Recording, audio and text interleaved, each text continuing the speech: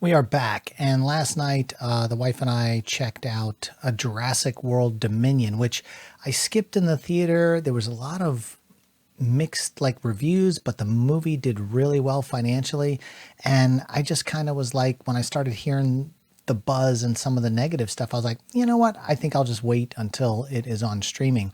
Well, I kind of feel stupid because I should have seen this in the theater. This was really good.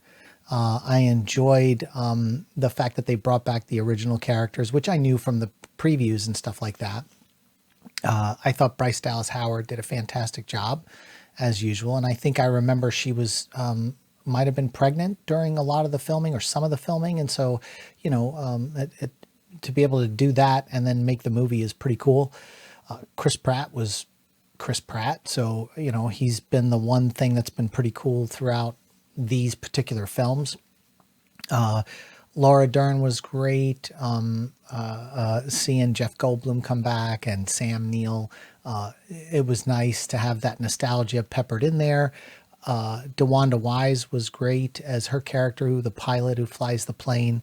I understand the last film, with this Maisie character that was like the clone and all that stuff. And so I realized, when you've got 6 films, where do you go with it to kind of teach mankind the full lesson of genetic engineering is bad, but you can find good things in it to help humanity survive. And so I thought the way they handled it was really good. And I think B.D. Wong's character, Dr. Henry Wu, he was in the original film, and then they brought him back as kind of like a bad guy, and then in this one, I feel like his character actually had a full arc, and I thought how cool for him to not just come back, but to come back and not be represented as this evil bad guy. He comes back and he's one that helps re-engineer the locusts so that they, can stop killing or eating up the crops, because, humanity was going to get wiped out in a matter of months because, no food and all this other kind of stuff. I thought it was really good. There was a character, the Ramsey Cole character. I liked him, a little bit smarter than Ian Malcolm, but, ends up being the hero, spoiler alert. And Omar Sy returned. The dinosaur action was fun. The raptors were great as usual.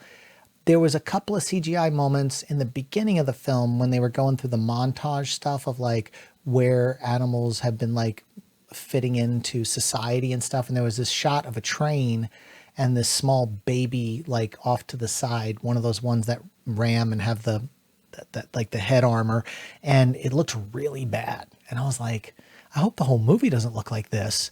And so, sometimes visual effects shots, they get shopped out to different production houses and they get approved. And, maybe they thought, well, in the montage, no one's going to really see this. It'll look like a news report kind of thing. And, but I was really worried that the rest of the film, when I saw that montage and I saw that one shot, I was like, oh, I hope they don't. But they didn't.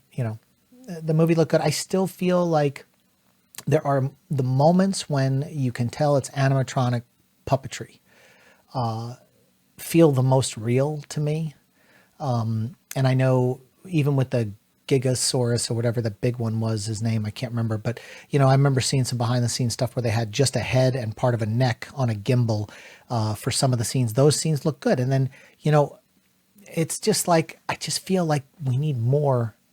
There was something about the CGI that felt like the first movie. I mean, when you go back to the first movie, it feels like the first movie really captured the CGI the best for some reason in retrospect.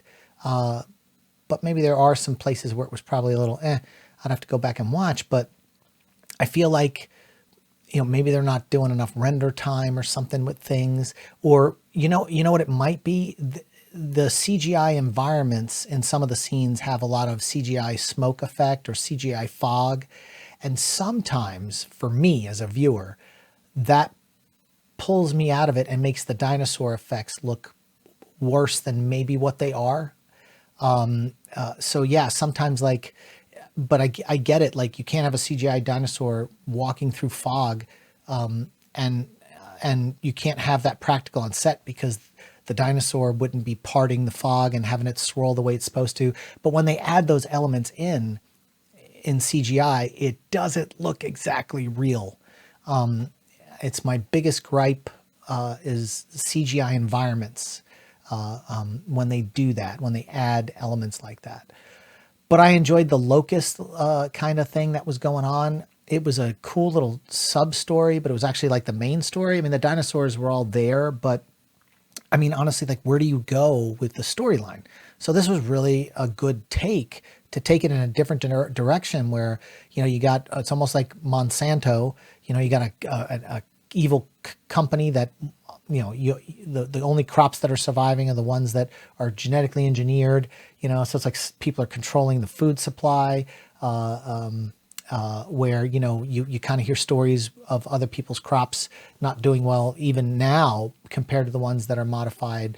And I heard, you know, a couple of years ago, like Monsanto, before they got bought out and all that stuff, the name changed, but they were genetically engineering corn. And like if their corn blew into your field and planted, you know, in a neighboring field, then they could claim copyright, or because they did trademark on it and patented their seed. I mean, it's like some of the stuff they're pulling, you know, just like Michael Crichton did with the original book, they're pulling stuff from reality in some respects and, you know, tweaking it for the narrative. But I get it, you know, the warnings of like, we don't have enough food. And if something like this happened where we let out, you know, a prehistoric, you know, locust, you know, I dug the storyline, and a lot of people didn't like the storyline, but I like that. I like, you know, they had that, you know, the father, you know, mother connection with the genetic engineer who happened to be a clone of herself. Great stuff. Like, you know, it really was a fresh take for it being a third film out of a 6-film series, the second trilogy. Lots of fresh stuff in there. But yeah, that's it. And I love that a lot of the dinosaurs, they migrated to the point where a lot of the dinosaurs in these films had feathers on them, which, you know, they've found in the fossil record dinosaurs that were feathered, because they are the natural evolution into our modern day birds. So Jurassic Park, or Jurassic World Dominion, fun. Loved all the banter between Laura Dern and Sam Neill and Jeff Goldblum. And I felt like it was a great balance between all they all like had equal screen time, as far as like, you know, their stories, their individual stories that were interwoven into the film. So I don't know why this movie received some negative stuff, but the box office was great, and I enjoyed it. So what did you guys think of Jurassic World Dominion? Is it the final movie? Who knows? As long as the money keeps coming in, I think they're going to keep making them. They're just going to take a break. But anyway, what are your thoughts? Let's talk about it in the comment section, and we'll see you on the next one.